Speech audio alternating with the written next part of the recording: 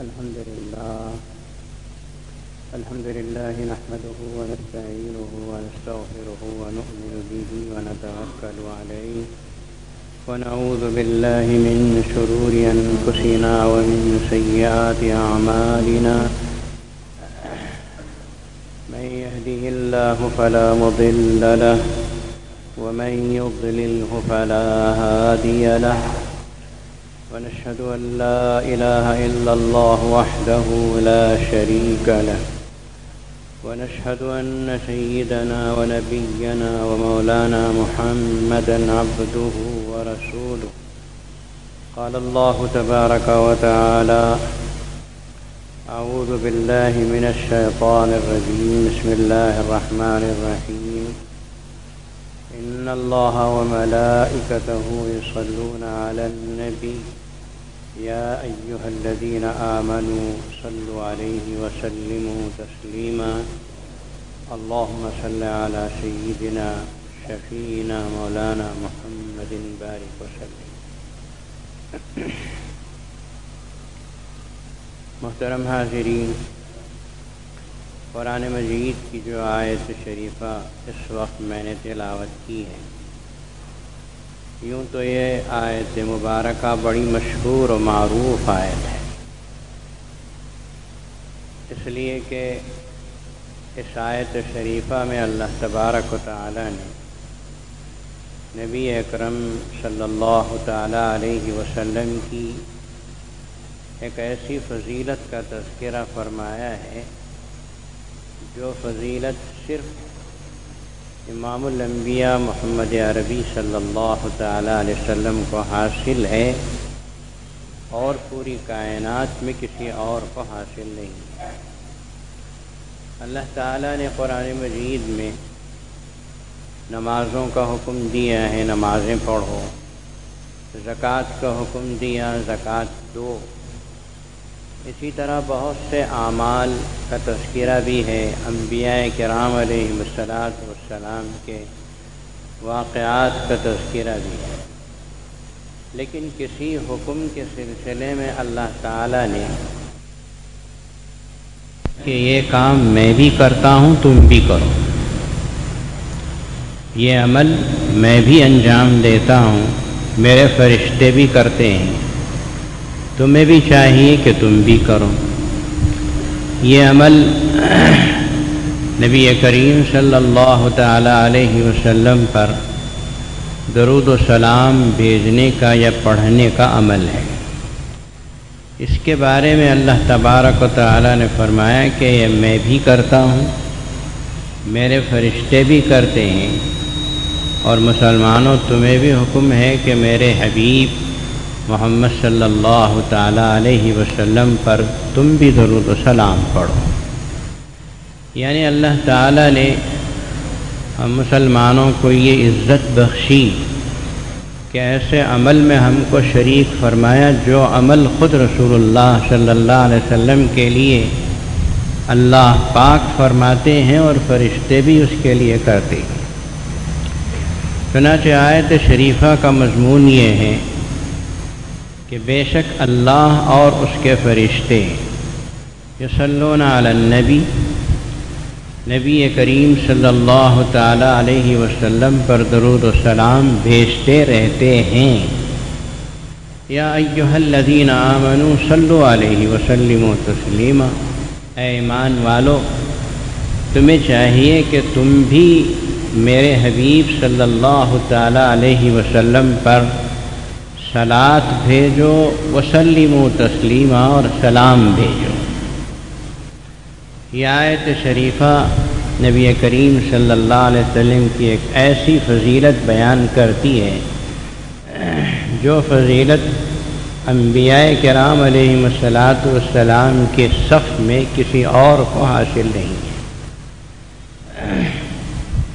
چنانچہ نبی کریم صلی اللہ تعالی علیہ وسلم اس آیت شریفہ کے اترنے کے بعد اتنا طویل سجدہ کرتے ہیں اللہ کے سامنے شکریہ کے طور پر کہ جو قریب موجود تھے وہ صحابی کہتے ہیں کہ میں سمجھا کہ اللہ کے رسول صلی اللہ علیہ وسلم کی روح نکل گئی، میں پریشان ہونے لگا کہ آپ سجدے سے سر کیوں نہیں اٹھا رہے، اور جب آپ سجدے سے سر اٹھائے تو نبی پاک صلی اللہ علیہ وسلم نے ان صحابی سے کہا کہ تم شاید یہ سمجھ رہے تھے کہ میرا انتقال ہو گیا، نہیں، میں طویل سجدہ اس لیے کیا تاکہ اللہ کا شکریہ ادا کروں کہ اللہ تبارک و تعالیٰ نے مجھے یہ فضیلت بخشی ہے کہ مسلمان اگر مجھے ایک مرتبہ درود و سلام بھیجتا ہے تو اللہ تبارک و تعالیٰ اس کے اوپر 10 مرتبہ رحمتیں اتار دے۔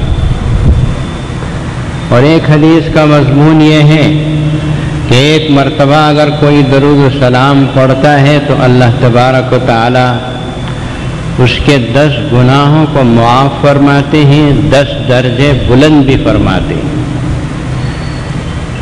حضور اکرم صلی اللہ تعالیٰ علیہ وسلم نے طویل سجدہ کیا اور اللہ تعالیٰ کا شکریہ ادا فرمایا کہ اللہ تعالیٰ نے مجھے ایسی فضیلت بخشی ہے۔ حضرت سیدنا آدم علیہ السلام کو سارے فرشتوں کو حکم دیا کہ اسجدوا لآدم، سجدہ کرو آدم کے سامنے، بہت بڑی فضیلت ہے۔ اب وہ سجدہ کیا تھا؟ سجود انحناء، سر جھکا کے تعظیم کا سجدہ تھا۔ یہ فضیلت بھی بہت اونچی فضیلت ہے، لیکن اس میں اللہ پاک شریک نہیں ہے، لیکن رسول اللہ صلی اللہ علیہ وسلم پر درود و سلام بھیجنے کا عمل ایسا ہے کہ اس میں اللہ تبارک و تعالی خود شریک ہے۔ یہ رسول اللہ صلی اللہ تعالی علیہ وسلم کے لیے ایک بہت ہی عظیم الشان فضیلت ہے جو اللہ تعالی نے بخشی ہے۔ اس آیت شریفہ کو سمجھیے، اچھی طرح سمجھیے۔ ایک تو عام مفہوم آپ سمجھتے ہیں یہی ہے کہ جب یہ آیت شریفہ پڑھی جائے تو اس وقت مسلمان کو چاہیے کہ درود شریف پڑھے، پڑھنا ضروری ہے، لازم ہے۔ نبی پاک صلی اللہ علیہ وسلم نے فرمایا کہ میرا نام کسی مسلمان کے پاس لیا جائے اور وہ درود نہ پڑھے تو اس سے بڑا بخیل اور کون ہو سکتا ہے؟ بہت بھی بدبخت و شقی القلب ہے وہ مومن یا وہ انسان کہ جس کے سامنے امام الانبیاء صلی اللہ علیہ وسلم کا نام پاک لیا جائے اور وہ خاموش بدھو بیٹے سے بیٹھا رہے۔ صلی اللہ علیہ وسلم تو اپنی زبان سے کہہ ہی سکتا ہے، جب جب نام پاک آئے کم از کم صلی اللہ علیہ وسلم کہہ لینا چاہیے۔ یہ رسول اللہ صلی اللہ علیہ وسلم کے احسانات کا بدلہ تو نہیں ہے۔ آپ کے احسانات کا بدلہ کوئی چکا سکتا ہے؟ آپ کی وجہ سے ایمان ملا، آپ کی وجہ سے قرآن ملا، آپ کی وجہ سے کعبہ شریف کی عظمت معلوم ہوئی، اور جو کچھ کہ کائنات میں ہمیں حاصل ہے وہ آپ کے صدقے سے حاصل ہے۔ تو آپ کے احسانات کا کوئی بدلہ تو چکا نہیں سکتا، کم از کم اتنا تو ضرور کر سکتا ہے کہ وہ صلی اللہ علیہ وسلم کہہ لے۔ آیت شریفہ میں اللہ تعالیٰ نے فرمایا کہ اللہ بھی صلاۃ بھیجتے ہیں اور فرشتے بھی صلاۃ بھیجتے ہیں، تم مسلمانوں کو بھی چاہیے کہ تم بھی رسول اللہ صلی اللہ علیہ وسلم پر صلاۃ بھیجو۔ یہ لفظ صلاۃ جو ہے مفسرین کرام نے لکھا ہے کہ اس کے کئی معنی ہیں۔ اس کی نسبت اگر اللہ کی طرف ہوتی ہے تو مطلب الگ ہے، اس کی نسبت اگر فرشتوں کی طرف ہوتی ہے تو معنی الگ ہے، مومنوں کی طرف ہوتی ہے تو اس کا مطلب الگ ہے۔ صاحب روح البیان ایک تفسیر ہے ہمارے قرآن بزرگوں میں سے ایک بزرگ کی عربی زبان میں۔ روح البیان میں یہ لکھا ہوا ہے کہ اس آیت شریفہ میں جو صلاۃ کی نسبت اللہ کی طرف ہے کہ اللہ پاک رسول اللہ صلی اللہ علیہ وسلم پر صلاۃ بھیجتے ہیں، اس کا مطلب یہ کہ اللہ تعالیٰ اپنے حبیب پاک صلی اللہ علیہ وسلم پر ہمیشہ رحمتیں اتارتے رہتے، ان رحمتوں کے اترنے کا سلسلہ کبھی ختم نہیں ہوتا۔ اور پھر آگے لکھا کہ اللہ تعالیٰ صلاۃ بھیجنے کا یہ بھی مطلب ہے کہ اللہ تعالی محمد عربی صلی اللہ علیہ وسلم کو مقام محمود عطا فرمائیں گے۔ یہ مقام محمود وہی ہے جس کو مقام شفاعت بھی کہتے ہیں، جہاں قیامت کے دن رسول اللہ صلی اللہ علیہ وسلم طویل سجدہ فرمائیں گے، اللہ کی تعریف کریں گے، اور وہاں آپ کو آپ کی امت کی سفارش اور شفاعت کی اجازت دی جائے گی۔ اس کو مقام محمود کہتے ہیں، جس کی دعا ہم اور آپ اذان کے بعد کرتے ہیں تو اس میں وہ آتا ہے کہ اے اللہ مقام محمود محمد الرسول اللہ صلی اللہ علیہ وسلم کو عطا فرما۔ تو اللہ تعالیٰ درود و سلام بھیجتے ہیں، صلات بھیجتے ہیں، مطلب یہ ہے کہ اللہ تعالیٰ رحمت اتارتے ہیں، وہ رحمتوں کا مالک ہے، اور اللہ تعالیٰ مقام محمود عطا فرمائیں گے، مقام شفاعت دیں گے، شفاعت کی اجازت مرحمت فرمائیں گے۔ یہ ساری چیزیں اللہ تعالیٰ کے صلات میں داخل ہیں۔ مومنین صلات بھیجتے ہیں، اس سے پہلے فرشتوں کے درود کا لیجئے، فرشتے صلات بھیجتے ہیں، و ملائکتہ۔ اس کا مطلب روح البیان کے مصنف نے یہ لکھا، مفسر نے لکھا کہ مومنین کا صلات یہ ہے، فرشتوں کا صلات یہ ہے کہ فرشتے دعا کرتے ہیں کہ نبی پاک صلی اللہ تعالیٰ علیہ وسلم کا رتبہ اور بڑھا اور بڑھا اور بڑھا، اور مومنین کے لیے استغفار کی دعا کرتے ہیں کہ درجات بلند ہوں، اور نبی پاک صلی اللہ علیہ وسلم پر رحمتوں کے نزول کی دعا فرشتوں کی زبان سے بھی برابر نکلتے ہیں۔ فرشتے کتنے ہیں؟ 10 فرشتے ہیں، 20 فرشتے ہیں جو بیٹھ کے دعا کر رہے ہیں۔ فرشتوں کی تعداد کے بارے میں اللہ تعالیٰ نے یوں فرمایا کہ وَمَا يَعْلَمُ جُنُودَ رَبِّكَ إِلَّا هُوَ، اللہ کا فرشتوں کا لشکر کتنا بڑا ہے سوائے اللہ کے کوئی نہیں جانتے۔ کروڑوں اربوں خربوں، دنیا میں کوئی تعداد ہی نہیں ہے اسے بولنے کے لیے، عدد نہیں ہے۔ تو لا تعداد فرشتے دعاؤں میں مصروف ہیں، نبی پاک صلی اللہ تعالیٰ علیہ وسلم کے لیے صلات بھیجتے ہیں، رتبے کی بلندی کے لیے، رحمتوں کے نزول کے لیے دعا کر۔ مومنوں کا صلات، تیسری چیز، اے مومنوں مسلمانوں تمہیں بھی چاہیے کہ رسول اللہ صلی اللہ علیہ وسلم پر صلات بھی بھیجو، سلام بھی بھیجو۔ علماء کرام نے لکھا، صاحب روح البیان لکھتے ہیں کہ مومنین کے صلات بھیجنے کا مطلب یہ ہے کہ نبی پاک صلی اللہ علیہ وسلم پر کا ادب کریں، آپ صلی اللہ علیہ وسلم پر جیسے ایمان لانا ہے ویسے ایمان لائیں، آپ علیہ الصلاۃ والسلام کی تعریف و توصیف بیان کریں، نبی کریم صلی اللہ تعالیٰ علیہ وسلم کی اتباع کریں، اطاعت کریں، فرما برداری کریں۔ یہ سب اس کے اندر داخل ہیں۔ تمہیں میں آ رہا ہے؟ صرف اپنی زبان سے درود شریف پڑھ لینا اور پھر یہ سمجھنا کہ ہم نے رسول اللہ کا حق بیان کر دیا، یہ صحیح نہیں ہے۔ سمجھنے کی کوشش کرو۔ صرف درود شریف پڑھ لیا آپ نے اور فرض نمازیں چھوڑ دی، یا رسول اللہ کی سنتوں کو نعوذ باللہ ٹھوکروں میں رکھ لیا اور سمجھ گئے ہم نے تو درود پڑھ لیا، سلام پڑھ لیا، کافی ہے، یہ کافی ہے۔ یہ تو ایسے ہی ہوا جیسے کہ کوئی آدمی امامہ باندھ کے سمجھ لے کہ میں نے شریعت پہ عمل کر لیا، نیچے کچھ بھی نہ ہو، یہ ایسا نہیں۔ رسول اللہ صلی اللہ تعالیٰ علیہ وسلم پر صلات بھیجنے کا مطلب یہ ہے کہ رسول اللہ صلی اللہ علیہ وسلم کی اتباع اور اطاعت ہو، آپ صلی اللہ علیہ وسلم کی تعریف ہو، اور آپ کے اوصاف جمیلہ کو بیان کیا جائے، اور رسول اللہ صلی اللہ علیہ وسلم پر درود و سلام کے الفاظ بھی پڑھے جائیں۔ یہ سب چیزیں مومنین کے صلات میں داخل ہیں، روح البیان کے مصنف نے یہ لکھا ہے۔ اب آگے تفصیل ہے۔ رسول اللہ صلی اللہ علیہ وسلم سے کچھ صحابہ کرام نے پوچھا کہ یا نبی اللہ صلی اللہ علیہ وسلم، آپ پر ہم سلام کیسے پڑھیں؟ یہ تو ہم کو معلوم ہو گیا، اس لیے کہ التحیات میں ہم سلام پڑھتے ہیں، السلام علیک ایھا النبی ورحمۃ اللہ وبرکاتہ، یہ تو ہم پڑھتے ہیں، تحیات میں پڑھتے ہیں۔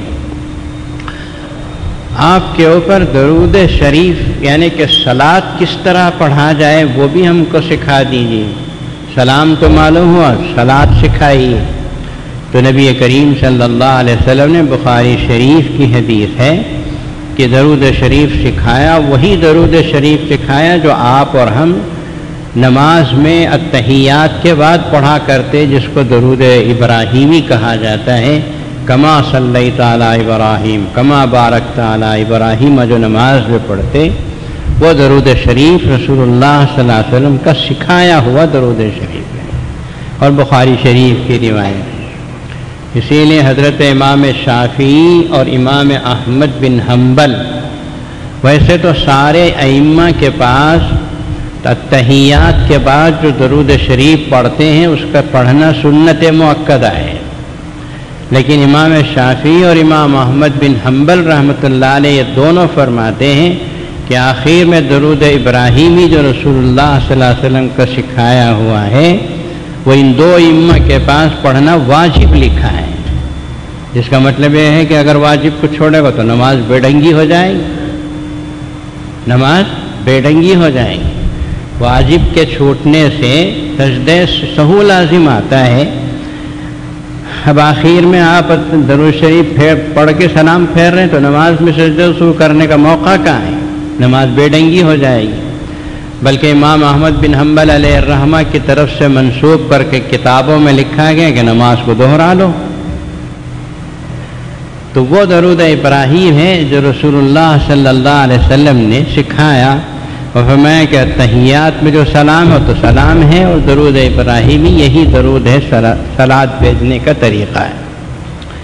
تو پیغمبر خدا صلی اللہ تعالی علیہ وسلم کی اطاعت کیجیے، فرما برداری کیجیے، آپ کی سنتوں کو تلاش کر کر کے عمل کیجیے۔ آپ کیسے کھاتے تھے، کیسے پیتے تھے، کیسے اٹھتے بیٹھتے تھے، آپ کا طرز حیات کیا تھا، آپ کا اسوہ حسنہ کیا تھا، معلوم کر کے عمل کرو۔ اور پھر اگر آپ درود شریف پڑھیں گے تو پھر یہ آپ کی زبان سے جو درود شریف نکلے گا یہ نور علی نور ہے، آپ کی زندگی میں نور چھا جائے گا، آپ دیکھیں۔ اسی لیے رسول اللہ صلی اللہ علیہ وسلم نے فرمایا قیامت کے دن سب سے زیادہ مجھ سے قریب وہ لوگ ہوں گے اکثرہم علی صلاۃً، جو مجھ پر درود شریف زیادہ پڑھا کرتے تھے۔ تو صرف درود شریف پڑھنے والے نہیں، اطاعت و فرما برداری کے ساتھ درود شریف پڑھنے والے، یہ مراد ہے۔ قیامت کے دن اکثرہم علی صلاۃً، میرے قریب وہ ہوں گے جو مجھ پہ درود کثرت سے پڑھا کرتے تھے۔ نبی پاک صلی اللہ تعالی علیہ وسلم سے پاس حضرت کعب رضی اللہ تعالی عنہ حاضر ہوئے۔ کعب سے مراد حضرت کعب بن عجرہ۔ فرمایا یا رسول اللہ صلی اللہ علیہ وسلم، میں آپ پر درود شریف کتنا پڑھوں؟ اللہ کے نبی نے فرمایا میرے اوقات میں آدھا پاؤ حصہ، کہا آپ نے کچھ بڑھا لو، آدھا حصہ کہا اور بڑھاؤ، کہا پونا حصہ کہا اور بڑھاؤ، پھر اور بڑھاؤ تو پورا حصہ ہمیشہ درود شریف پڑھتے رہو۔ ذکر و اذکار کا جو موقع ہے اس میں درود شریف کی کثرت کرو، تمہیں فائدہ ہوگا۔ اسی لیے علماء نے لکھا کہ جمعہ کے دن مسلمانوں کو چاہیے کہ درود شریف کی کثرت کریں، جمعہ کی رات میں، جمعہ کا دن، عصر کی نماز کے بعد میں، اس لیے کہ حدیث میں ہے رسول اللہ صلی اللہ علیہ وسلم نے فرمایا جو لوگ جمعہ کے دن درود شریف پڑھتے ہیں، مثلا 100 مرتبہ 500 مرتبہ ایک تعداد متعین کر کے پڑھتے ہیں، تو اللہ تبارک و تعالیٰ ان کی 100 حاجتیں پوری کرتے ہیں۔ اب لوگ اپنی ضرورتوں کو پورا کرنے کے لیے کہاں کہاں ٹامک ٹوئیاں مار رہے ہیں، کیا کیا پریشانیاں اٹھاتے ہیں، کس کس کے پاس جا کے تعویذ گنڈے لیتے ہیں، اصل نسخہ تو بھول بیٹھے، پریشانی کیوں اٹھاتے ہو؟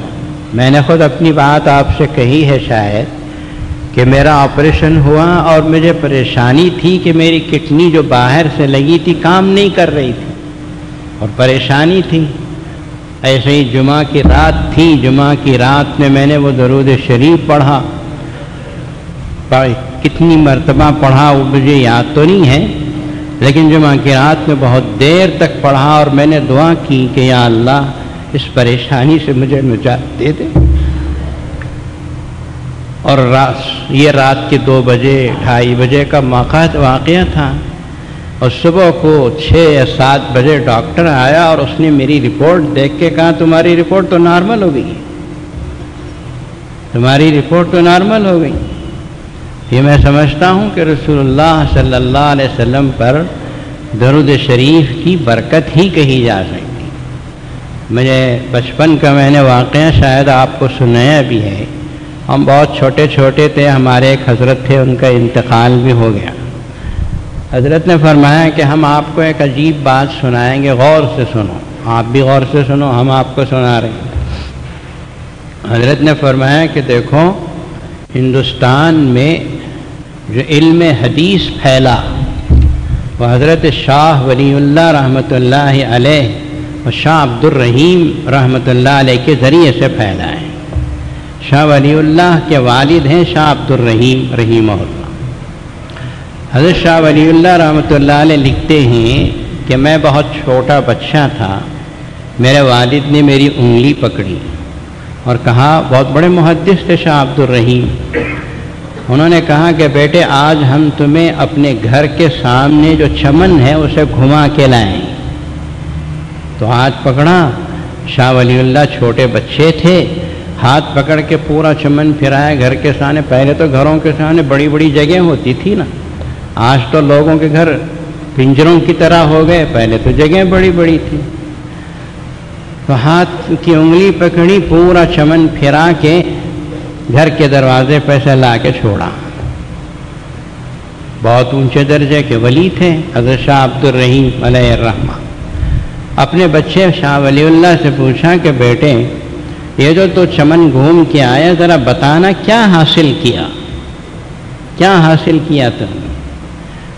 شاہ ولی اللہ فرماتے ہیں کہ میں بچہ تھا، میں نے کہا ابا جان وہ لال رنگ کا پھول، وہ پیلے رنگ کا پھول، وہ چھوٹا سا درخت، وہ شرمیلا درخت، یہ سب میں نے دیکھے، سارے درختوں کا میں نے معائنہ کیا، بہت خوبصورت چمن ہے۔ تو حضرت شاہ عبد الرحیم علیہ الرحمٰ نے ان کی تربیت کا انداز دیکھو اللہ والوں کی، انہوں نے فرمایا بیٹے تم نے یہ پھول دیکھے، پھل دیکھے، یہ رنگ برنگ کے پھل دیکھے، تتلیاں دیکھی، لیکن سنو میں نے اس چمن کے گھوم کر آنے کے درمیان میں 100 مرتبہ درود شریف پڑھا ہے۔ آپ کے سمجھ میں آیا نہیں؟ حضرت شاہ عبد الرحیم رحمہ اللہ نے فرمایا کہ میں نے 100 مرتبہ درود شریف پڑھا۔ بیٹے کے ذہن میں بات سمجھ میں آ گئی کہ یہ چمن دیکھنا، پھول دیکھنا یہ مقصد نہیں ہے، درود شریف پڑھنا اصل مقصد ہے۔ حضرت شاہ ولی اللہ رحمۃ اللہ علیہ فرماتے میں نے اس کے بعد اپنا معمول بنا لیا کہ میں کثرت درود شریف میں لگ گیا، کثرت سے درود شریف پڑھا کرتا تھا۔ جو معمولات کے اوقات تھے، معمولات ہوتے تھے، اس کے علاوہ زبان چلتی تھی، اللہم صلی علی محمد وعلی آل محمد پڑھا کرتا تھا۔ اللہ کی شان دیکھیے کہ اسی کثرت درود کی وجہ سے آج ہندوستان، پاکستان، بنگلہ دیش جتنے علماء ہیں سب حدیث میں شاہ ولی اللہ کے شاگرد بنتے ہیں۔ کہیں نہ کہیں سے جا کے دیکھو ان کی طرف رشتہ جائے۔ علم حدیث پھیلا ہی شاہ ولی اللہ رحمۃ اللہ علیہ کے ذریعے سے ہندوستان میں، اور حضرت نے لکھا ہے کہ یہ حدیث کی خدمت کی جو برکت اللہ نے مجھے دی اسی کثرت درود شریف کی وجہ سے دی۔ آج جمعہ کا دن ہے، کل رات گزری، آپ سوچیں آپ میں سے کسی نے 100 مرتبہ درود پڑھا جمعہ کی رات میں؟ یہ جمعہ کی صبح سے لے کے اب تک کوئی پڑھا؟ سورہ کہف پڑھے آپ لوگ؟ کتنے مرتبہ درود شریف پڑھے؟ نہیں، بہت کم لوگ پڑھتے ہیں، بہت کم لوگ ہیں۔ اپنی پریشانیوں، اپنی مصیبتوں کا علاج ان چیزوں سے کرو جو اللہ کے رسول نے سکھایا ہے۔ پیغمبر خدا صلی اللہ علیہ وسلم نے جو باتیں سکھائی ہیں ان سے کرو۔ اور اللہ کو یہ سب سے زیادہ پسند ہے کہ مسلمان اللہ کے حضور ہاتھ اٹھا کے یوں کہیں اللہم صلی علی محمد وعلی آل محمد یا اللہ تیرے حبیب پہ درود و رحمت نازل فرما، انہی کی وجہ سے مجھے تیرا نام لینے کی توفیق ملی ہے۔ بولو اگر اللہ کے رسول نہ ہوتے تو ہماری زبانوں سے اللہ کا نام نکلتا؟ پتہ نہیں ہم بھی کہاں ڈنڈوت مارتے ہوتے، کہیں اور جگہ پڑے ہوتے۔ یہ تو اللہ کا کرم ہے، مسجد میں بیٹھے اللہ کا نام لے رہے ہیں۔ یہ آقا نامدار محمد الرسول اللہ صلی اللہ علیہ وسلم کے طفیل و صدقے سے ہے، تو اسی لیے کثرت درود شریف اپنی زندگی کا ایک معمول بناؤ صلی اللہ علیہ وسلم، کم از کم اتنا تو ہونا چاہیے۔ حضرت امام شافعی رحمۃ اللہ علیہ کے بارے میں لکھتے ہیں کہ ان کا انتقال ہوا، کسی شاگرد نے ان کو خواب میں دیکھا تو حضرت پوچھا، حضرت آپ کے ساتھ اللہ نے کیا معاملہ کیا؟ شاگرد نے پوچھا، حضرت امام شافعی تو بہت اونچے درجے کے آدمی ہیں، بہت اونچے درجے کے عالم، فقیہ، ولی، کیا کیا نہیں تھے، سب کچھ تھے، اور لوگوں کو گمان تھا کہ ان کے بڑے بڑے اعمال کی وجہ سے اللہ ان کی مغفرت فرما دے۔ حضرت امام شافعی علیہ الرحمٰن نے فرمایا کہ خواب میں فرمایا کہ میں ایک درود کثرت سے پڑھا کرتا تھا، وہ اللہ کو پسند آیا، اللہ نے اس کی وجہ سے مجھے معاف کر دیا۔ شاگرد نے پوچھا، حضرت کون سا درود ہے؟ تو حضرت امام شافعی نے خواب میں اپنے شاگرد کو وہ درود بتایا۔ حضرت شیخ الحدیث علیہ الرحمٰن نے اسے نقل کیا ہے، اللہم صلی علی محمد کلما ذکرہ الذاکرون وصلی علی محمد کلما غفل عن ذکرہ الغافلون۔ یہ درود میں کثرت سے پڑھا کرتا تھا، درود پڑھنے والے پڑھتے رہیں تب بھی اللہ کے رسول صلی اللہ علیہ وسلم پر صلاۃ و سلام، لوگ غافل ہو جائیں تب بھی رسول اللہ صلی اللہ علیہ وسلم پر صلاۃ و سلام ہو۔ یہ مطلب اس درود کا تھا، میں یہ پڑھا کرتا تھا۔ اللہ تعالیٰ نے فرمایا کہ شافعی تیری نیک اعمال ایک طرف، اس درود کی کثرت کی وجہ سے ہم تجھے معاف کر دیں۔ ارے بھی آپ کو معلوم ہونا چاہیے، آج شادی ہوتے، نکاح ہوتے ہیں، نکاح میں مہر دیتے نہیں دیتے؟ بہت سے لوگ تو لکھا کے غڑپ کر جاتے،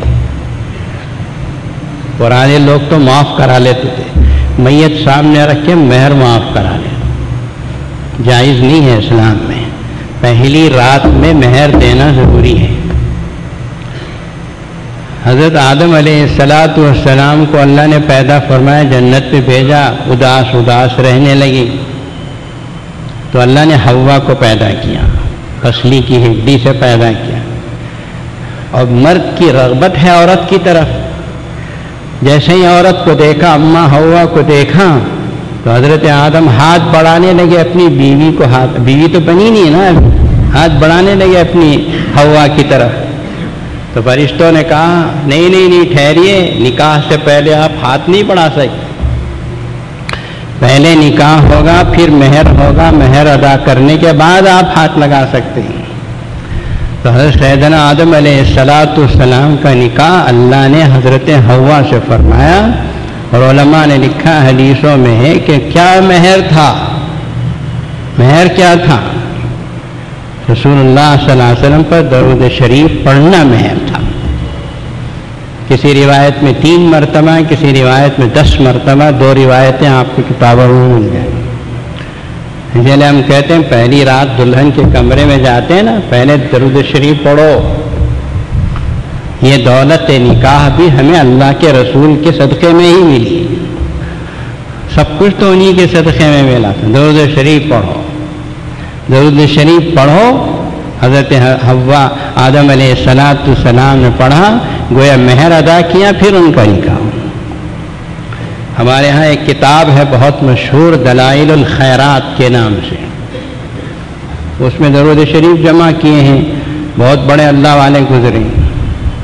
ان سے کسی نے پوچھا کہ اتنی اچھی کتاب لکھنے کا آپ کو خیال کب آیا؟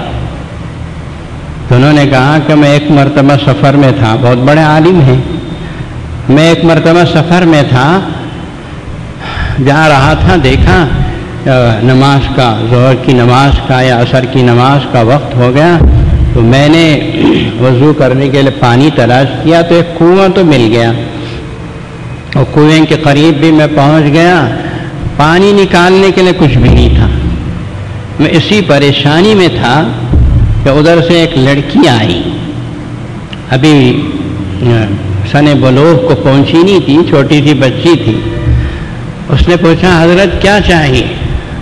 کہا بیٹی مجھے وضو کرنا ہے، پانی نکالنے کا سامان نہیں ہے۔ حضرت شیخ علیہ الرحمہ نے لکھا ہے کہ اس بچی نے کہا اچھا آپ کو پانی چاہیے، تو اس نے کنویں میں تھوک دیا، کنویں میں تھوک دیا۔ جو اس بچی نے تھوکا تو پانی ابل کے اوپر آ گیا۔ حضرت وضو کرنا بھول گئے اور بچی کو دیکھنے لگے، پوچھا بیٹی یہ برکت کیسے ہو گئی، یہ کیسے ہو گیا؟ کہا ہمارے خاندان میں کثرت درود شریف کی عادت ہے، اس کی برکت سے۔ لیکن یاد رکھیے اعمال صالحہ کے ساتھ کثرت درود، فرض نماز چھوڑ کے کثرت درود نہیں ہے، ہاں اسے یاد رکھنا۔ کثرت درود ہمارے خاندان کی عادت ہے اور ہم اس کی یہ برکت پاتے ہیں کہ تھوک دیا پانی ابل کے آ گیا۔ ایک نوجوان صالح کا انتقال ہوا تو کسی نے خواب میں دیکھا، اس سے پوچھا کیا اللہ نے تیرے ساتھ کیا کیا؟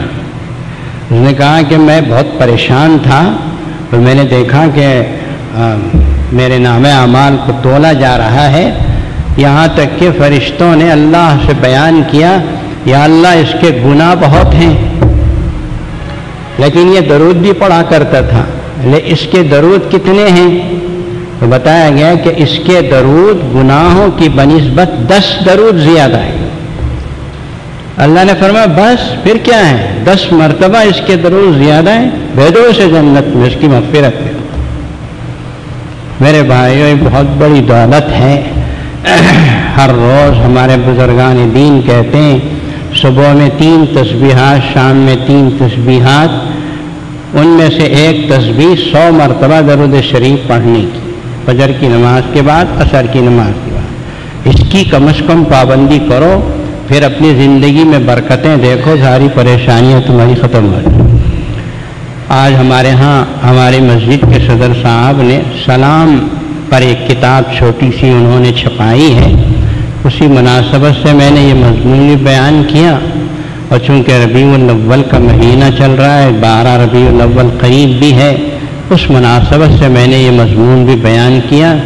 سیرت کے جلسے میں جاتے ہو، رسول اللہ صلی اللہ علیہ وسلم کا نام سنو تو صلی اللہ علیہ وسلم ضرور پڑھو، اور پھر ہمیشہ یاد رکھو کہ رسول اللہ صلی اللہ علیہ وسلم کے جلسوں میں ادب، احترام اور پیغمبر خدا صلی اللہ علیہ وسلم کے اوپر درود شریف پڑھنے کی عادت ڈالو۔ آپ کو چاہیے کہ ان جلسوں میں بیٹھو تو ادب اور احترام سے بیٹھو۔ ابھی ہم نے اخبار سالار میں دیکھا کہ جو عید میلاد کا جو جلوس نکلنے والا ہے اور اس کے جو ذمہ دار حضرات ہیں، انہوں نے بیان دیا کہ جلوس میں ادب کا لحاظ ہو، ادب و احترام کیا جائے، شریعت کے خلاف کوئی بات جلوس میں نہ ہو۔ میں بہت تعریف کرتا ہوں، اور جو میلاد کمیٹی کے جو بھی ذمہ دار ہیں جو جلوس وغیرہ نکالتے ہیں، انہوں نے باقاعدہ اخباری بیان دیا ہے کہ ادب کا، احترام کا لحاظ کیا جائے گا۔ میں عموماً کہا کرتا ہوں کہ رسول اللہ صلی اللہ علیہ وسلم کا ادب ہی سب سے بڑی چیز ہے۔ صحابہ زور سے بات کرتے تھے تو اللہ میں ڈانٹتے تھے، زور سے بات مت کرو، یہ ادب کا مقام ہے، یہ ادب کا مقام ہے، زور سے نہیں بات کرنا چاہیے، تو ادب و احترام ہے۔ یہ جلوس جو نکلتے ہیں اس میں بھی ادب ہو، میوزک نہ ہو، احترام ہو، درود شریف آہستہ یا زور سے پڑھتے ہوئے جائیں، لوگوں کو تکلیف نہ دی جائے، ان سب کے باتوں کا الحمدللہ خیال رکھا جائے گا۔ مجھے امید ہے اللہ تعالیٰ ہم کو نیک توفیق دے۔ حضرات آج ہمارے ہاں 3 شادیاں ہیں، اس سلسلے میں میں یہ کہنا چاہتا ہوں کہ شادی کرنا، کسی غیر لڑکی کو اپنی دلہن بنا کے گھر میں لانا، آپ کو اس بات کا خیال رکھنا چاہیے کہ لڑکیوں کے اوپر کسی قسم کا ظلم نہ ہو۔ جو نوشہ شادی ہونے والے ان کو تو خود اس وقت نصیحت کر رہا ہوں، اور ان کے واسطے سے سارے ہی لوگوں کو کہوں گا کہ رسول اللہ کی ایک حدیث یاد رکھیے صلی اللہ علیہ وسلم کہ استوصوا بالنساء خیرا، عورتوں کے سلسلے میں میرے سے اچھی وصیت قبول کرو، یہ اللہ کے رسول نے فرمایا۔ عورتوں کو مت ستاؤ، پریشان مت کرو، اپنے بہوؤں کو تانا مت دو، ان کو مارو مت، پریشان مت کرو، ستاؤ مت۔ اگر تم اپنی بہو کو ستاؤ گے،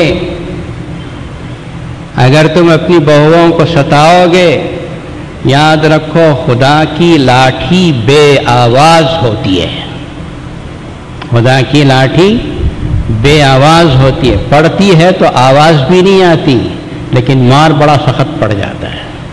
اللہ سے ڈرو، اللہ سے خوف کھاؤ، اگر نبھا سکتے ہو صحیح طریقے پہ تو شادیاں کرو، اور اگر اللہ کا خوف نہیں ہے تو شادیاں مت کرو۔ غیر کی بچی کو لے جا کے گھروں میں پریشان کرنے سے بہتر ہے کہ تم شادیاں ہی نہ کرو۔ تانے دینا، پریشان کرنا، ابھی سالار کی تیسرے صفحے میں ہے، جہیز کی وجہ سے ایک لڑکی کو اولاد کی جلا دیا گیا، اس کا انتقال ہو گیا، 3 بچوں کی ماں ہے، 3 بچوں کی ماں کو جلا دیا۔ کیسے انسان ہے حریص، خدا غارت کرے ایسے انسانوں کو، اللہ رسول کے نام پہ لے جا کے ستاتے ہیں، جلاتے ہیں، پریشان کرتے ہیں، تانا دیتے ہیں، خدا کا خوف نہیں، ایک دن مرنا نہیں ہے، اللہ کو جواب دینا نہیں ہے۔ ان بچیوں کو جسے تم نکاح کر کے اللہ رسول کے نام پہ لے جاتے ہو، عزت و احترام سے رکھو، اپنی بیٹیاں سمجھ کے رکھو، اور ان کی عزت کرو گے اور ان کے احترام کرو گے تو ان کے قدم سے خدا تمہیں رزق دیں گے، اللہ تمہیں برکتیں دیں گے۔ اگر ستاؤ، اگر پریشان کرو گے تو اگر کروڑ پتی بھی ہے تو برباد ہو کے رہ جائے گا۔ اس لیے کہ دنیا میں سب سے زیادہ اللہ کو ناپسند ظلم ہے، اور آپ ظلم کرتے ہیں تو کبھی پنپ نہیں سکتے۔ اللہ تعالیٰ مجھے اور آپ کو توفیق عطا فرمائے۔ یہ ہمارے امیر جان صاحب ہیں جو انہوں نے اس وقت 60,000 روپے میرے سامنے رکھے، گاندھی نگر کے نیشنل مارکیٹ گاندھی نگر کے صاحب ہیں۔ 4 مستحق لڑکیوں کی شادی کی رقم انہوں نے یہاں لا کے رکھی ہے۔ اللہ تعالیٰ ان کو خوش رکھے، آباد رکھے، اللہ تعالیٰ ان کے خاندان کو خوش رکھے، ان کے بچوں کی پریشانیوں کو دور فرمائے، اللہ تعالیٰ ان کے نسلوں کو قبول فرمائے۔ اس طرح ایک کار خیر کا جذبہ ان کو اللہ نے دیا، اللہ تعالیٰ دوسروں کو بھی اس طرح کے تقلید کرنے کی توفیق عطا فرمائے۔ جامع العلوم جامع مسجد اس وقت آپ حضرات کی ممنون احسان ہے کہ اس طرح پیسہ جو آپ حضرات ہمارے اس کاموں کے لیے، جو بچیوں کی شادیاں ہیں، اسکول کی تعلیم ہے اور بیماروں کے علاج کے لیے بیت المال میں جمع کرتے ہیں، یہ سب کچھ اللہ تبارک و تعالیٰ ضرور قبول فرماتے ہیں۔ اللہ تعالیٰ آپ کے کاروبار میں برکت دیں، اور جامع علوم جامع مسجد کے لیے آپ کی مدد، نصرت، اعانت کو شرف قبولیت عطا فرما کر اللہ تبارک و تعالیٰ رہتی دنیا تک کے لیے جامع علوم کو آباد رکھیں اور اس کو یونیورسٹی بنائیں۔ ہماری اور آپ کی قبروں کے لیے اللہ تبارک و تعالیٰ اس کو صدقہ جاریہ بنائے۔ اللہ تعالیٰ آپ کی مدد و نصرت و اعانت و شرف قبولیت عطا فرما کر قیامت کے دن اللہ تبارک و تعالیٰ خیر کے فیصلے فرمائے، دوزخ سے بچا کر جنت کے اندر داخل فرمائے۔ وآخر دعوانا الحمد للہ رب العالمین۔